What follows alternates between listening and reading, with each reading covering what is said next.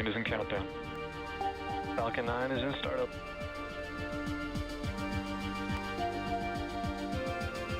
Dragon, SpaceX, go for launch.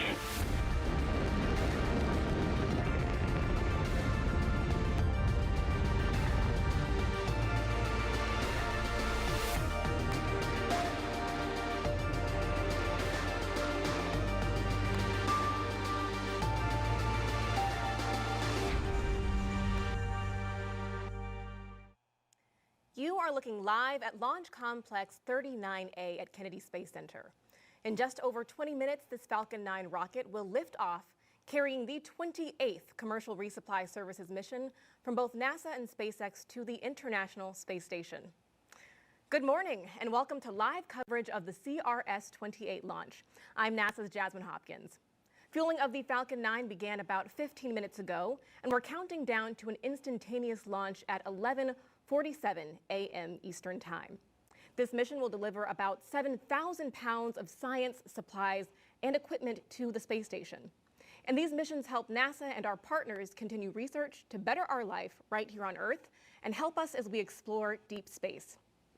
Let's go now to SpaceX headquarters in Hawthorne, California, where Zachary Lupin is standing by to tell us more about the vehicle supporting today's mission. Zach? Thanks, Jasmine. Hello, everyone. My name is Zachary Lupin, and I'm an avionics reliability engineer here at SpaceX. And it's great to be covering today's mission in partnership with NASA.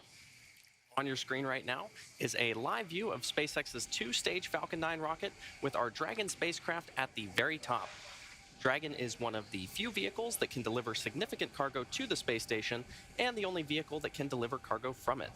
And to date, Dragon has visited the station 37 times and transported 280,000 pounds of cargo back and forth from the orbiting laboratory.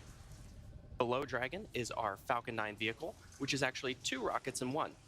The lower part, also the largest part of the rocket, is called the first stage. It has 9 Merlin 1D engines, which accelerate the vehicle through the Earth's atmosphere and into various orbits in space. At the top of the first stage is the black inner stage, and above that is the Falcon 9 second stage. Now, the two stages will separate about 2.5 minutes into flight, and then the second stage will ignite its single Merlin vacuum engine, or MVAC engine, which is the 10th engine on the rocket, to carry Dragon to its desired orbit. Now, during today's mission, you will notice a shorter nozzle attached to our second stage. We are flying a shorter nozzle when we don't need as much performance to get payloads to their final destination. Now, for those of you following along, today marks SpaceX's 38th launch this year, 4th Dragon flight in 2023, and 237th mission overall.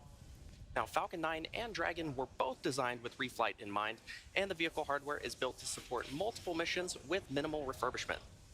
Today's Dragon is flying for its 4th time and also marks SpaceX's 20th reuse of the vehicle. And the Falcon 9 first stage is flying for its 5th time, and we plan to recover and fly both the vehicle and the spacecraft again in the future. So far, we've reflown 170 first stages, including both Falcon 9 and Falcon Heavy, and we're planning to recover this booster on our drone ship, a Shortfall of Gravitas, which is currently stationed off the coast of Florida in the Atlantic Ocean.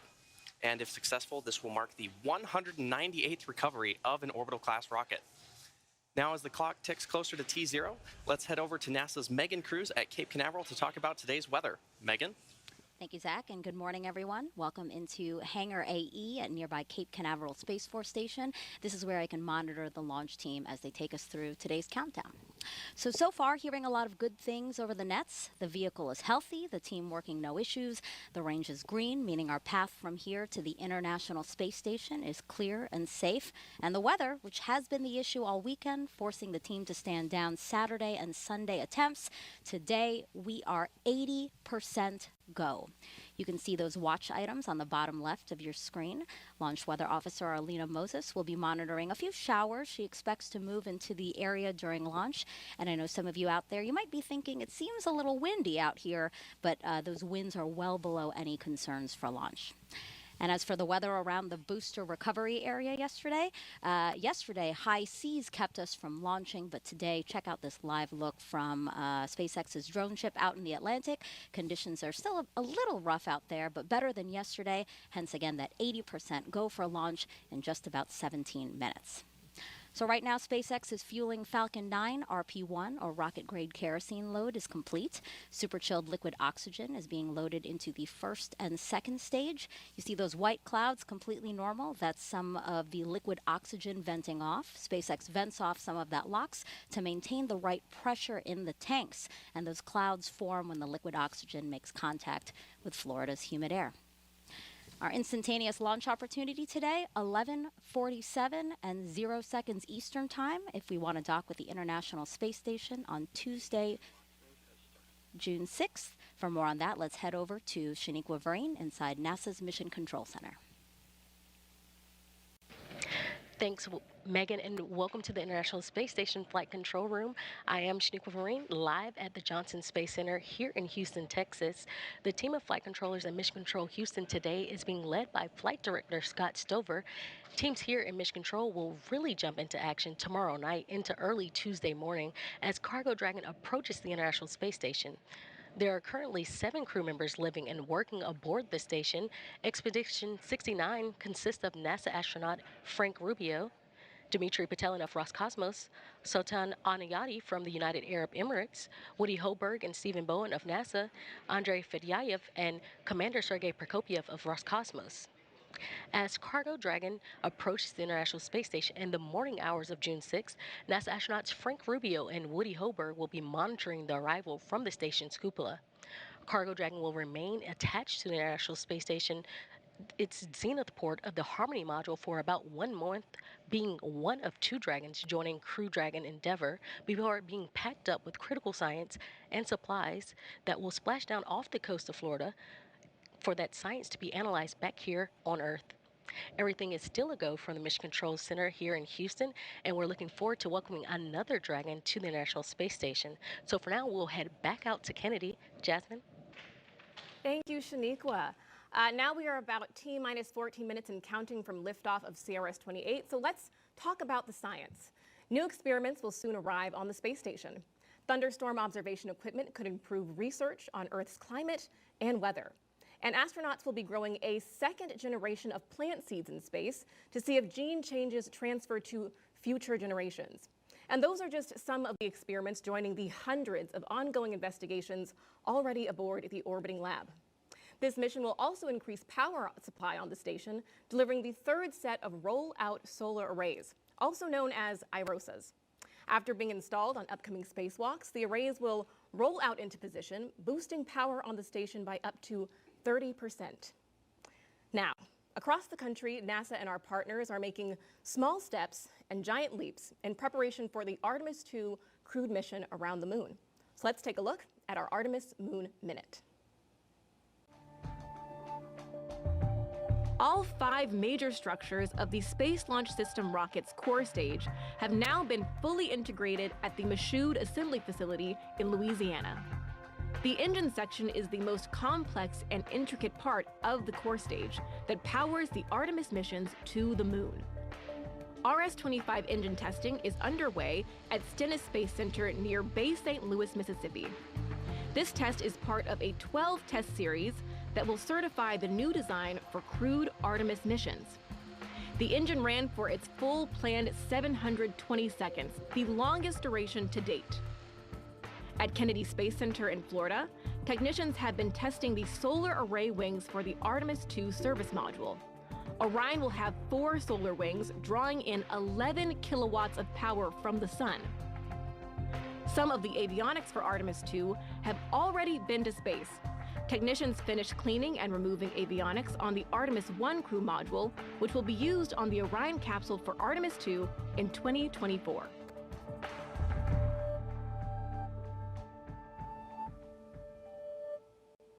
Now we are at T-minus 12 minutes and counting from the liftoff of the 28th Commercial Resupply Services mission from both NASA and SpaceX to the International Space Station. So let's bring back Zach now to tell us more about Dragon's flight history. Zach? Thanks, Jasmine. For those of you following along, you'll know that it's already been a very busy year and couple of weeks for Dragon vehicles at the International Space Station. CRS-28 marks SpaceX's 4th Dragon mission of 2023, following the launches of Crew 6, CRS-27, and AX-2. The Dragon spacecraft supporting today's mission will be joining Crew 6 and Dragon Endeavour, which have been on station since March. Now, in order to make room for AX-2 and CRS-28 at the Harmony Zenith port on the ISS, the 4 members of Crew 6 underwent a port relocation on May 6th. And put another way, Dragon moved parking spots to make room for the incoming Dragons.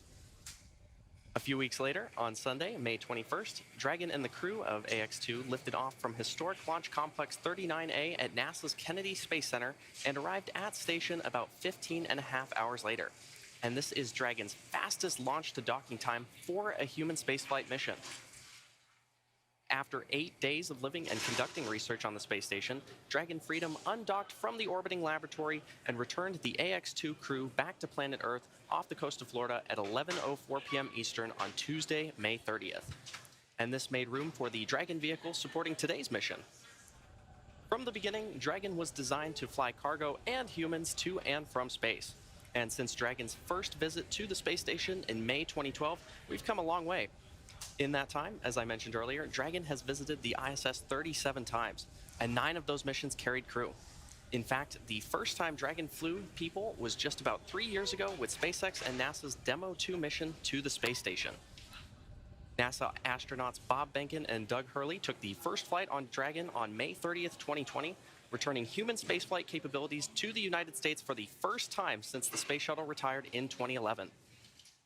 The launch of Demo 2 also marked the first time in history that a commercial company successfully took astronauts to orbit. And since then, SpaceX has launched a total of 10 human spaceflight missions to space.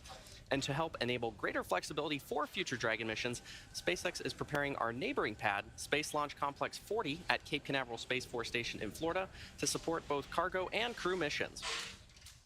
As we fly more and more people to and from space, human spaceflight becomes more accessible and creates more opportunities for humanity to become a spacefaring civilization.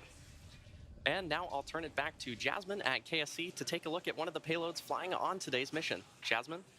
Thank you, Zach. One experiment on CRS-28 could be used to predict your risk for certain diseases, aging, and how our bodies heal. Earlier this week, I got the chance to speak with the brains behind Genes in Space 10. Joining us now is Christine Anwaha, a high school student from East Chapel Hill, North Carolina. Welcome, Christine. Thanks for having me. Of course, happy to have you here. So can you tell us a little bit about how you're feeling a high school student with your experiment heading to the International Space Station? It's honestly a dream come true. This idea started off originally in my head, and now it's going to be a reality pretty soon, so I'm really excited. Of course, we love that excitement, Christine, and we cannot wait to see your dreams realized. Can you break down what is the Genes in Space 10 experiment? The experiment involved telomeres, and these are the repetitive sequences that cap the ends of our chromosomes. On Earth, telomeres normally shorten as we age, but for astronauts in space, they actually appear to get longer. And so with that, I developed an experiment to see if that process could be linked to the activity of stem cells. Now, in the development of that experiment, something really important was measuring telomere length. But it turns out that isn't something that can really be done on the ISS. Instead, experiments involving DNA length measurement need to be sent down to Earth, and that costs time and resources. So with that, the Genes in Space team and I got thinking, what if we developed an experiment that could help address that? And so we developed an experiment that will allow astronauts on the ISS to detect the 4-fold difference in DNA length. And so with that, it opens the door up for more kinds of research to be done on the ISS, such as into genetic monitoring, because being in space makes you more prone to genetic mutations. So that's something that can help with that. Also opens the door up for more research into telomeres to be done, and even broader. Christine, that is so exciting. And your experiment was chosen out of over 600 applications. So what advice do you have for students who are also interested in this opportunity? Yeah, I would just encourage other students to just explore their passions in space biology and pursue it as best as you can. That's what I did, and it led me to where I am here. Exactly. Very excited to have you here. And tell me, what are your plans after high school? I mean, you've got some great things on the horizon, right?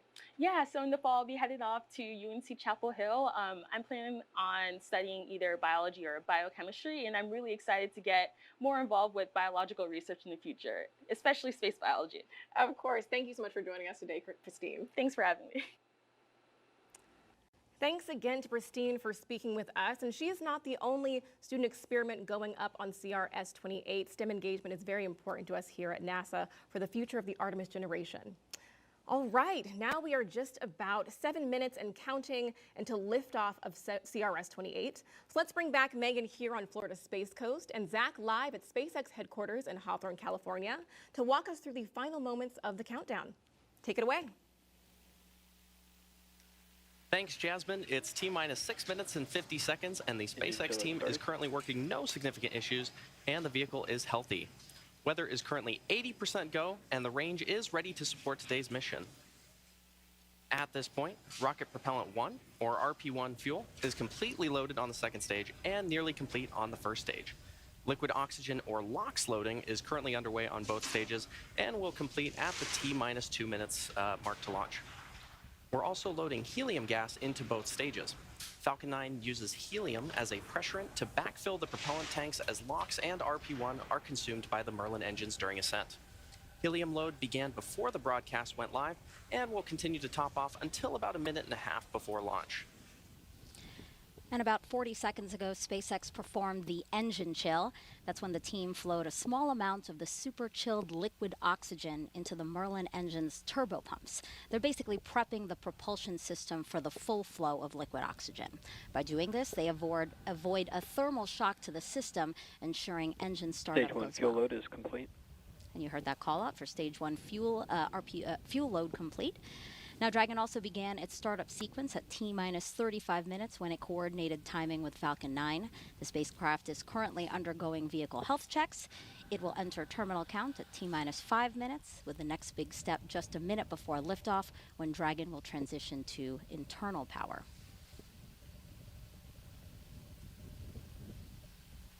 Now, you may have noticed those white clouds around the vehicle. Those are completely normal.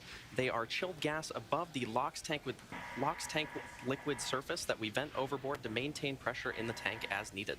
And when that gas comes out into contact with the warm, humid Florida air, the air condenses into clouds and water. Now, for now, we should see the Falcon 9 tanks are pressurizing for strong back the retract. transporter erector. Dragon is in terminal count and transporter on erector, internal or power. The transporter erector, or TE, is used for vehicle rollout and to route propellants and electrical power to the vehicle in preparation for launch. And once those clamp arms have fully opened, the TE will then retract away from the rocket in preparation for liftoff. We have a hot mic on the countdown net. All parties check your key panels. Strong back lower has started. We should see those clamp arms opening in about 15 seconds from now.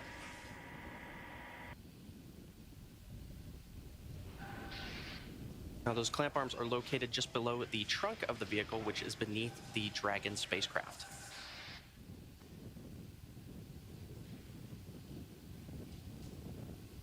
And there you can see those clamp arms beginning to open around the booster.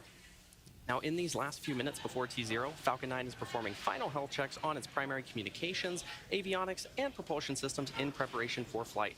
And we may hear callouts that engines are sufficiently chilled as we get a little closer to liftoff. Those clamp arms should be fully open, and the transporter erector, that strong back, is going to recline away from the rocket.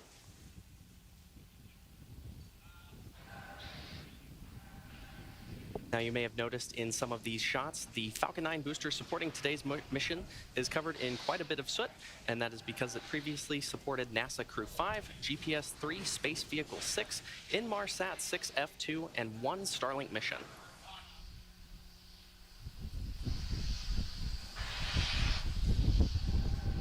And you can see that strong back slowly reclining away from the vehicle. Stage 1 LOX load is complete.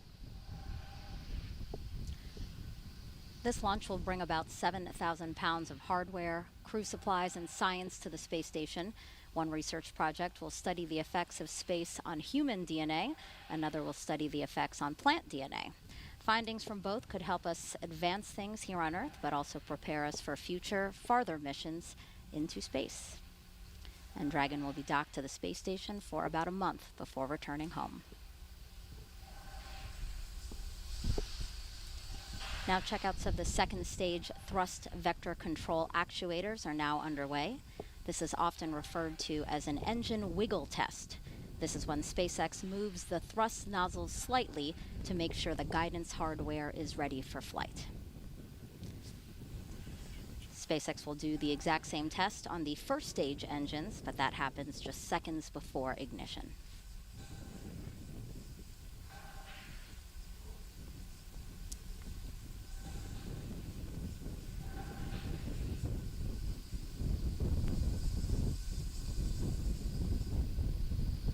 Now, Dragon is also performing its final health checks to make sure all of the vehicle's primary systems are ready Stage for its 2 lock rendezvous load is with the complete. International Space Station. Dragon is And in there's that auto call out idle. that Stage 2 lock. Call out that Stage 2 LOX loading is complete. That wraps up propellant loading for both stages of the Falcon 9. And as I mentioned earlier, you may have seen those white clouds around the vehicle. Ground gas Those closeout. clouds you see are the chilled gas above the LOX tank liquid surface that we vent overboard. And when that gas comes out in contact with the warm Florida air, the air condenses into clouds and water. Now Dragon is about to transition into internal power. Also, Falcon 9 computers will then enter startup mode, which is when the Falcon 9 flight computers take control of the countdown, guiding the rocket through the last seconds before liftoff. We should hear a call out about startup shortly. Falcon 9 is in startup. Dragon is in countdown. Both stages are now pressurizing for launch. At T-minus 45 seconds, we'll hear the SpaceX launch director verify go for launch. Go for launch. There you go. And at launch, the International Space Station will be flying 260 miles over the North Atlantic, south of St. John's, Newfoundland. T-minus 30 seconds.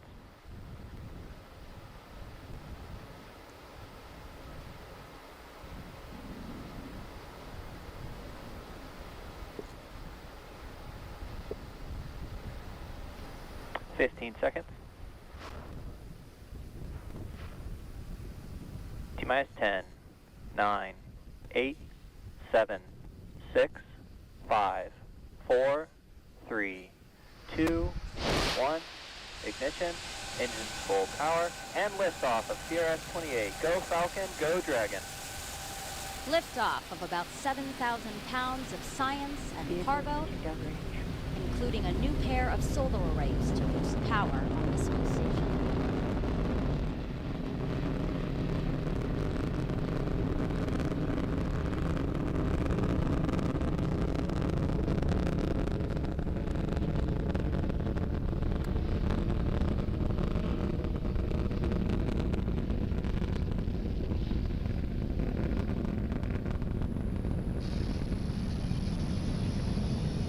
At T plus 40 seconds, Falcon 9 has successfully lifted off from historic Launch Complex 39A in Florida.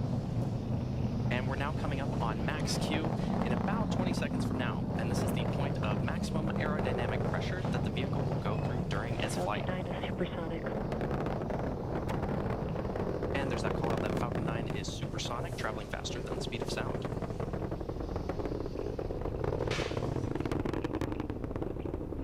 Max Q. And there you heard the call out for max Q. Coming up next are 3 events back to back, the first of which is main engine cutoff, or MECO, and this is when all 9 Merlin 1D engines on the first stage shut down. After those 9 engines shut down, the first and second stages will separate, and this is also called out over the nets as stage separation. From there, the second stage will ignite its Merlin vacuum engine to boost Dragon to low Earth orbit during SES, or second engine start one. And this whole sequence takes about 15 seconds.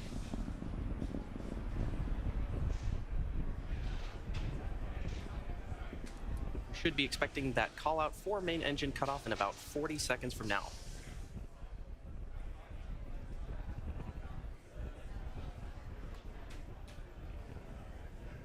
Some amazing views of our Falcon 9 vehicle as it takes our Dragon spacecraft to orbit.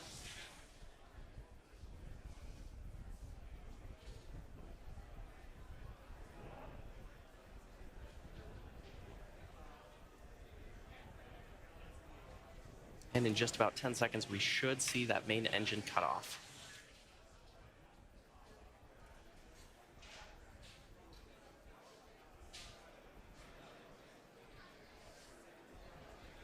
MECO. Stage separation.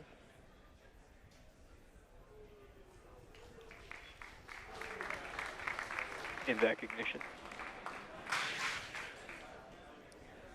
And there you heard those callouts and probably saw on your screen, main engine cutoff, followed by stage separation, and then second engine start 1. As I mentioned earlier, we're flying an MVAC nozzle, a shortened MVAC nozzle on our second stage. If you're just tuning in, you're watching a live webcast for the 28th commercial resupply mission to the International Space Station for NASA. This is SpaceX's 38th mission for 2023 and the 4th Dragon flight to the International Space Station this year. We lifted off from Kennedy Space Center's historic Launch Complex 39A just about 3.5 minutes ago. Now on your screen, on the left side, you can see our Falcon 9 first stage, which is going to descend back towards Earth, and the second stage on the right side of your screen, which is carrying the Dragon spacecraft. Now, as a reminder, today's mission marks the 5th flight for this Falcon 9 booster. Falcon 9 booster, which previously supported the Crew 5, GPS-3 Space Vehicle 6, Inmarsat 6F2, and 1 Starlink mission. In order to make its way back to our drone ship, a shortfall of gravitas, the Falcon 9 first stage has 2 more burns to execute. The first is the entry burn, where 3 of the Merlin engines will reignite. This helps slow the stage down as it re-enters the upper part of the Earth's atmosphere. The entry burn is followed by the landing burn, and this is a single engine burn that brings the vehicle's speed down rapidly in order to land on the drone ship. Now, occasionally with the Falcon 9 first stage on the left side of your screen, you may see some small white puffs, and those are nitrogen gas bursts that are used for attitude control. You can also see there on your screen a pair of the hypersonic grid fins. Falcon 9 is equipped with 4 of these grid fins, which are comprised of titanium, and they are positioned near the top of the first stage. Once in the atmosphere, stage 1 is only using the grid fins for steering as it makes its return to Earth. And these grid fins orient the rocket during re-entry and guide the rocket during its descent.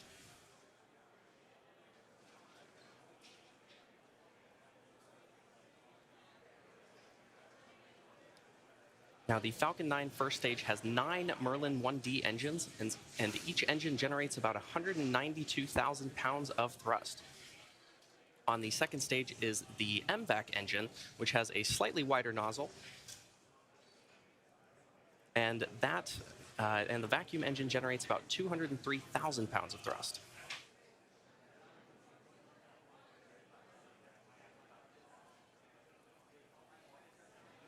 Next major milestone is going to be the first stage entry burn, which will take place just over a minute from now.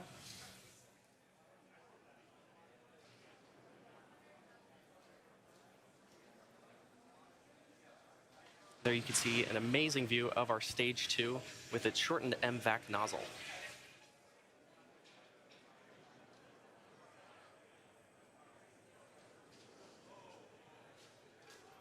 The Falcon 9 first stage, which is not currently on your screen, has reached apogee and is now beginning its descent back towards Earth.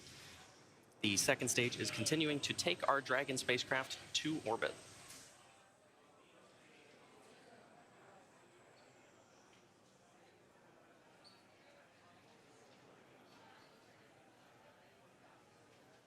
And we should see that first stage entry burn begin in about 15 seconds from now on the left side of your screen.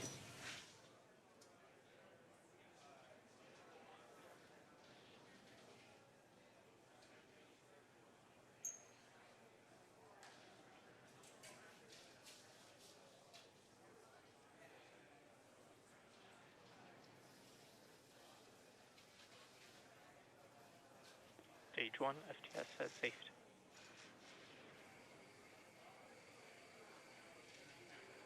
Stage 1 entry The burn second startup. stage on the right side of your screen.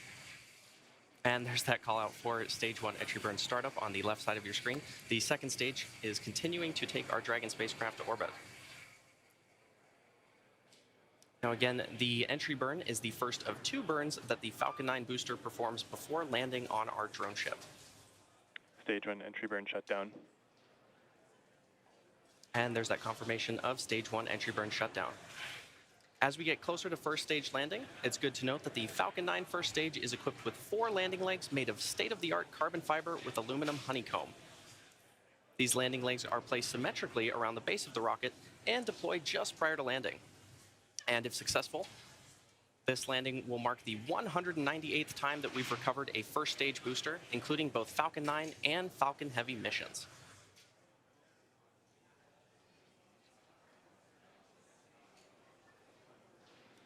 We are about 25 seconds away from that landing burn beginning. Stage 1 transonic. Now, as the rocket descends through the Earth's atmosphere, this really puts deceleration into perspective. In the span of less than a minute, we'll have reduced from twice the speed of a jet all the way down to 0 as the rocket lands. And as Falcon lands, we may also hear a call out that the second engine will shut off around the same time.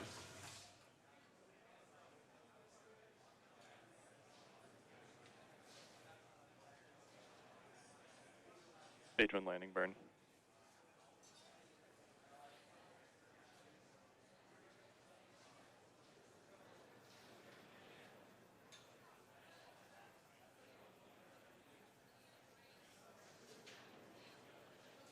Landing leg deploy.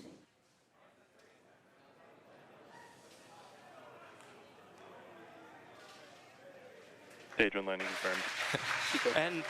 And there you have it. The Falcon 9 first stage that supported today's mission has landed for its 5th time, having previously supported Crew 5, GPS 3, Space Vehicle 6, Inmarsat 6F2, and a Starlink mission. Today's landing also marks the 198th successful landing for an orbital class rocket. You may have also heard confirmation of good orbit. Acquisition of signal to Finland. At T plus 9 minutes and 30 seconds into the mission, we are coming up on the last major task for Stage 2, commanding separation of Dragon a couple minutes from now. And we expect to have video of Dragon separation from the top of the second stage, which looks into the trunk. CRS-28 will be joining the Crew 6 vehicle, currently on orbit, so we'll be back to having 2 Dragon spacecraft. 2 Dragon spacecraft docked at the International Space Station. As for cargo, today we will be delivering more than 7,000 pounds of science, research, crew supplies, and vehicle hardware to the orbital laboratory and its crew. To date, SpaceX has sent and brought back over 280,000 pounds of crew and cargo to and from the space station.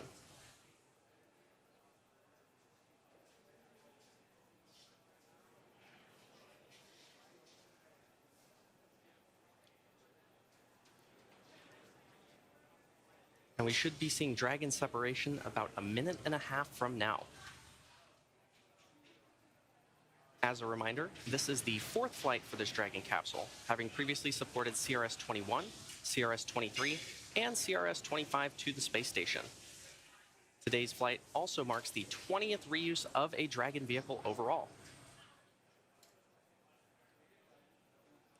Now, Dragon has 16 Draco thrusters on board, each with the capability to deliver 90 pounds of force.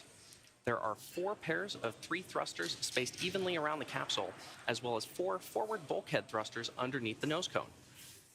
Now, notably, today's Dragon does not have super Draco thrusters, seats, or life support systems, as it's not carrying crew. And this saves on weight and space, and also allows for a faster refurbishment time.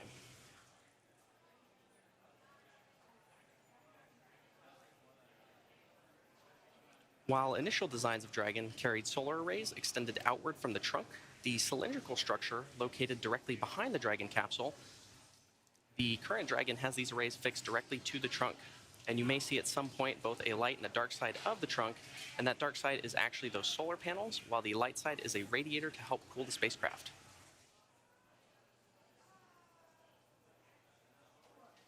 And speaking of solar panels, you can see on your screen right now the solar panels that we will install on the International Space Station.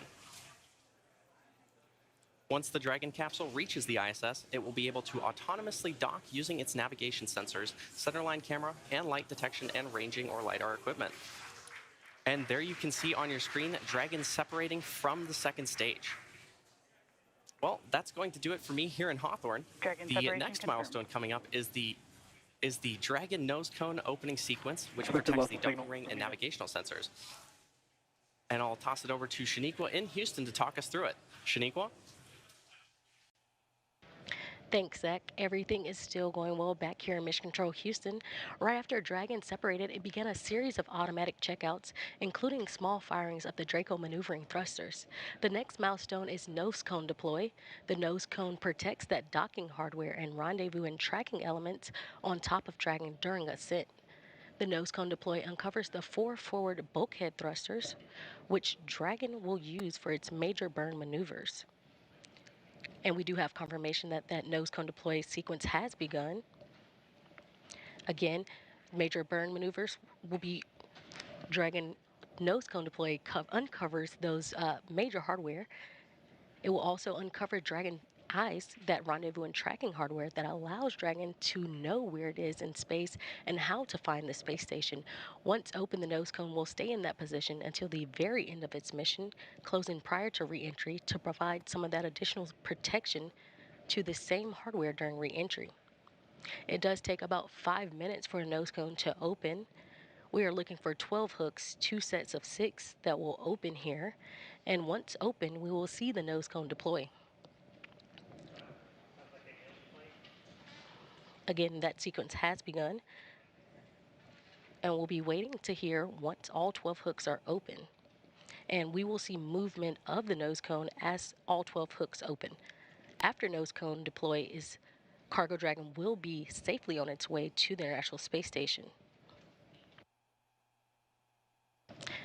If you're just joining us, NASA and SpaceX's 28th commercial resupply mission launched from Pad 39A at the Kennedy Space Center in Florida at 10:47 a.m. Central Time, 11:47 a.m. Eastern Time, and is currently in orbit. We're standing by now for nose cone deploy. Dragon is filled with over 7,000 pounds of cargo and supplies, including a variety of science investigations, hardware, and fresh foods for the crew on station. Some of those fresh foods that will be delivered include apples, grapefruits, oranges, cherry tomatoes, and blueberries. Dragon will dock to the zenith or space-facing side of the Harmony module, just recently freed up by Dragon Freedom, which brought up the Axiom 2 crew. The Axiom 2 crew aboard the SpaceX Dragon Freedom spacecraft safely splashed down off the coast of Florida at 10:04 p.m. Central Time, 11:04 p.m. Eastern on May 30th, 2023. The crew's return officially concluded the second all-private astronaut mission to the International Space Station. Axiom 2 commander and retired NASA astronaut Peggy Whitson ended her 8-day mission with a new record of 675 days in space, the most of any American or woman. And while we're discussing records, NASA astronaut Frank Rubio will end his mission this fall, breaking a record of his own.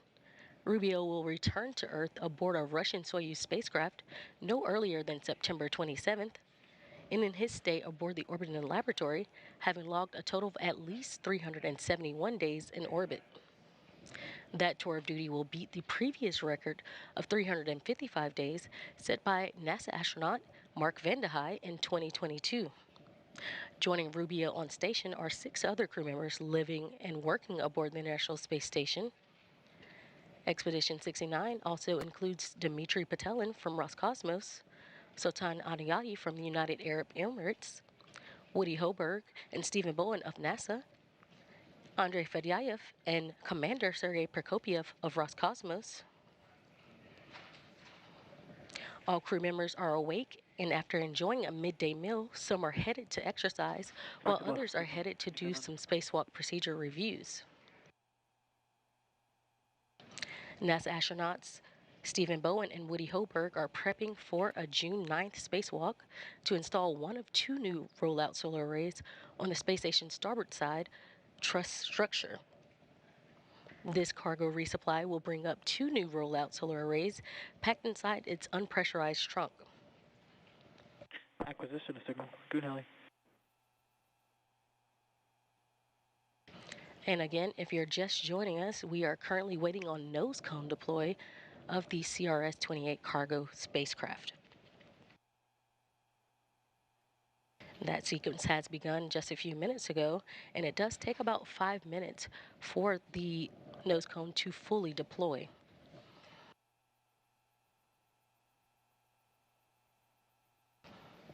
After confirmation of nose cone, that the nose cone has been deployed, we will have a special guest join me for a quick interview. He will talk a little more on what Dragon is bringing up and its benefits to the International Space Station.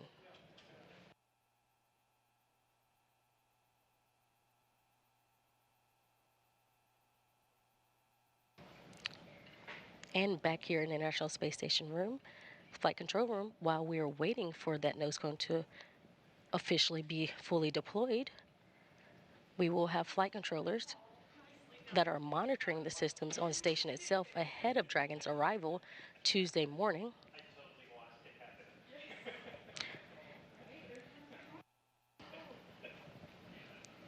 Again, once the nose cone is fully deployed, we will have Cargo Dragon on its way to the International Space Station. Once Dragon does cross that approach ellipsoid, which is that mythical sphere around the space station, flight controllers here in Mission Control Houston will begin joint operations with SpaceX teams in Hawthorne, California. Again, we will have NASA astronauts Frank Rubio and Woody Hoberg, who will be monitoring the approach and arrival of Dragon with a planned docking time on Tuesday morning at 4:50 a.m. Central Time, 5:50 a.m. Eastern Time. Once Cargo Dragon is docked to the station, Rubio and Hoberg will begin hatch operations to open the hatches between the International Space Station and Cargo Dragon.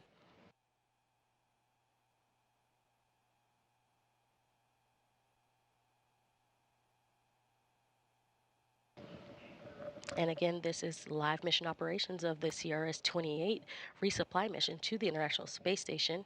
If you are just joining us, we are currently waiting on the nose cone deployment of the vehicle.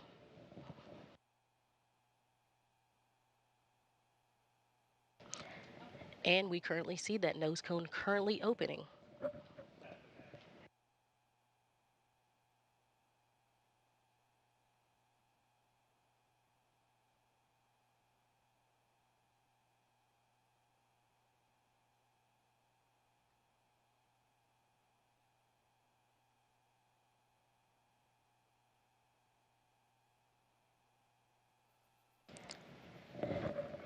And we have confirmation of nose cone deploy.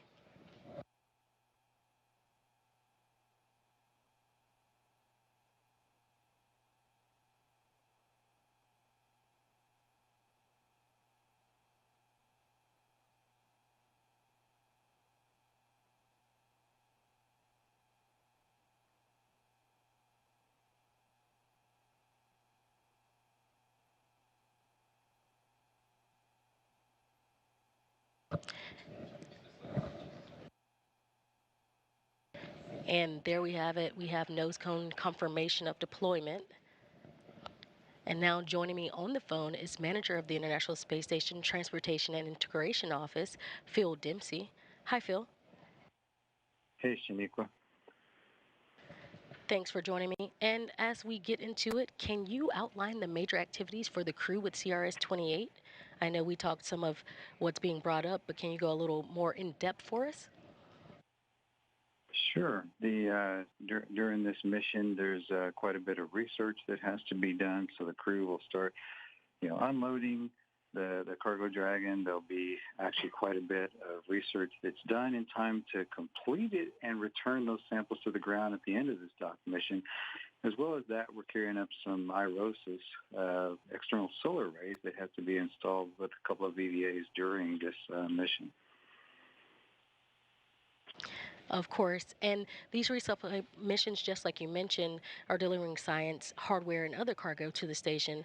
I know one key delivery on CRS-28 includes a pair of ISS rollout solar arrays. Can you discuss what the plan is for these arrays and what the importance is for station? Yeah, absolutely. So as you know, the ISS program is extending operations to 2030. The robustness of the vehicle has been one of the key factors in our ability to do so. One thing we've seen is expected degradation of solar array performance over time. So these IROSIS will enable us to get back to beginning of life power levels. With this pair on the SpaceX 28 mission, we'll have augmented 6 of our 8 power channels further enabling the ISS program to continue full research utilization without interruption. That's why we're here in the first place. Thank you. And as always, I know it's a busy time aboard the International Space Station with cargo vehicles coming and going and multiple planned spacewalks. How complex will the next few months be for the station program and the global partnership? Sure. Well, as always, there's a lot going on. First we have the spacewalks to install the IROSAs, which I just mentioned. Those are actually some of the most complex that our crew performs. Not long after completing those, we're looking forward to the NG-19 cargo resupply mission later this summer, bring up more critical supplies and research. And then we're not too far away from the next crew rotation missions on both the SpaceX Crew Dragon and the Soyuz spacecraft.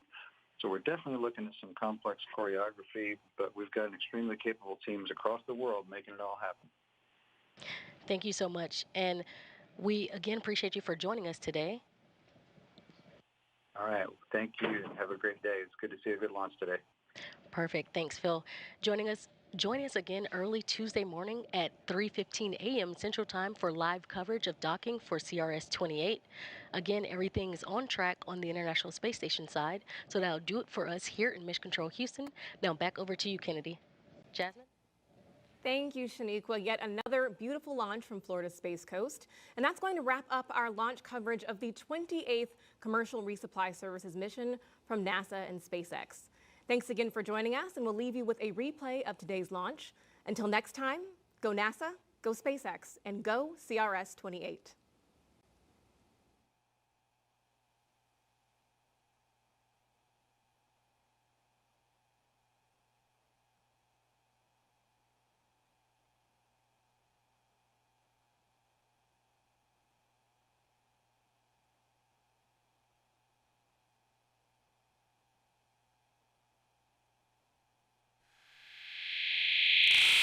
And cargo, including a new pair of solar arrays to boost power on the space station.